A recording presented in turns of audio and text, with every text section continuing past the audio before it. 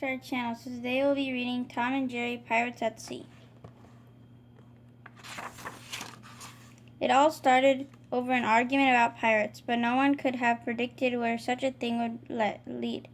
Jerry had accused Tom of being a pirate when he saw the cat run away with his stack of cheese. A pirate? Tom had a laugh at the silly little mouse. He told Jerry that there hadn't been any pirates for over 100 years.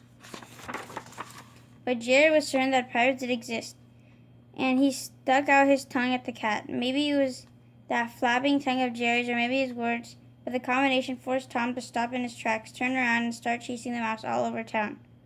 He knocked at the door of the first stateroom he came to, drawing himself up tall.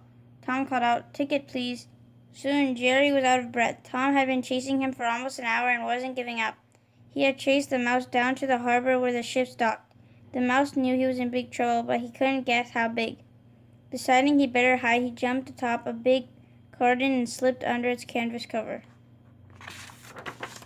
Minutes later, a snarling Tom came running to that same area at the dock. Suddenly he realized two men were coming his way. They looked as strong as gorillas. I better hide. He decided to quickly jump inside a big carton and hid under its canvas cover. The two men were talking loudly to each other about their upcoming trip. "This isn't the one we've been waiting for," said one. "We're going to make a fortune." He was a burly man with the arm filled with tattoos. "Yeah," agreed the other, who wore a scary eye patch over his right eye, looking like so many pirates of the past. "I can see it now," he said. $500,000 each." The other man shook his head. "That's because you're seeing with only one eye," he laughed. "It's double that. Probably $1 million each when we take over that treasure ship." With stars in their eyes, the two sat down on the canvas-covered cartons which were hiding Tom and Jerry. Soon the rest of the crew arrived, and it was time to board the ship. "Get off the boxes," one of the new men exclaimed, "so we can carry them aboard." "Forget it," answered the man with the tattoo. "We're not moving. Carry us aboard just the way we're sitting." Afraid to tangle with them, the other members of the crew decided to obey. They carried the two boxes, a man sitting on top of each, a cat hidden in one and a mouse deep in the other. Both the cat and the mouse had heard what was going on and were too frightened to move. Tom stuck his nose out to see what was going on. When he spotted a sailor with a hook for a hand walking his way, he quickly decided to duck again. Shortly after that, Jerry peered out from his hiding place and realized they were in the middle of the ocean on a sailing ship flying the Jolly Roger, the flag of the pirates. Jerry shot Tom a look that said he was right about the pirates, although now they were in a real pickle since the pirates were planning to take over a treasure ship. Tom gulped. He didn't mind being wrong. He just wanted to get out of there, and fast. "What have we here?" laughed a voice from behind them. "Seems we have some stragglers." Tom and Jerry found themselves surrounded by half the crew. "Put them to work," to the man with tattoos, "or throw them overboard." Given the choice, the lucky duo were happy to have the work.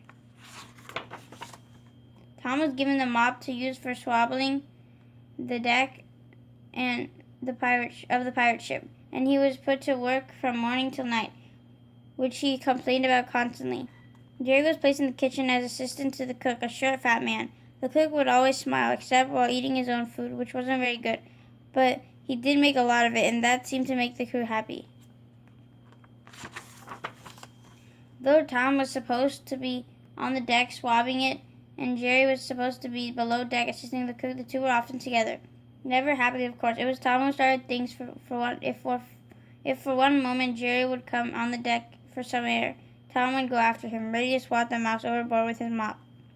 Mopping for so many hours had given Tom too much time to think, and he had decided that it was Jerry's fault they were in this situation. After all, the mouse had run to another pier. They could be sailing on a cruise ship drinking sodas right now. Jerry would have to answer these insults. No one would forget that night. He tied 20 empty soup cans around the cat's tail and kept the ship awake all night with the rattling.